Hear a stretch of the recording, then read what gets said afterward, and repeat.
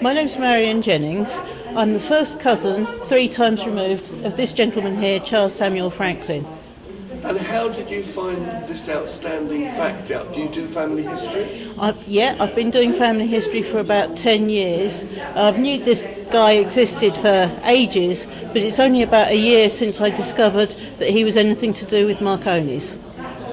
But who on earth would suddenly think about Marconi? I know I've done wrong.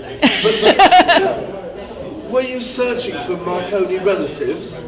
No, I was bored one evening and using the internet to search for various family names, searched for him and was actually gobsmacked to find him coming up on the internet with hits.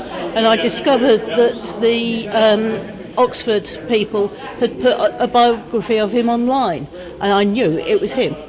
So how far back did the name Franklin be cut off? Presumably, did he die without children? How do you trace your line to him? His mother was the sister of my great-great-grandfather, and that's how I trace my line to him. And how further have you taken this? Have you tried to see if there are Franklins that are alive today? I've yet to come down far enough to the present day. I know this gentleman didn't have any children. I don't know about his siblings because he was apparently one of 13, so there's plenty of scope for people to be direct descendants from their stem. He's such an important gentleman. What is his importance regarding Marconi?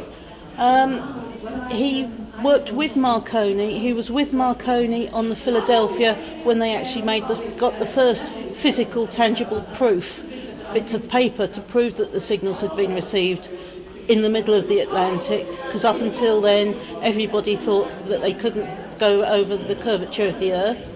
And he also built a piece of equipment that would allow the receivers to be tuned in to the various transmissions.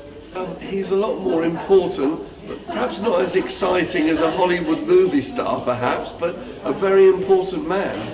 Yeah, the King gave him the MBE, and he was also awarded medals from a British Institute of Radio Engineers, I think it was, and also one of the American institutes gave him a medal.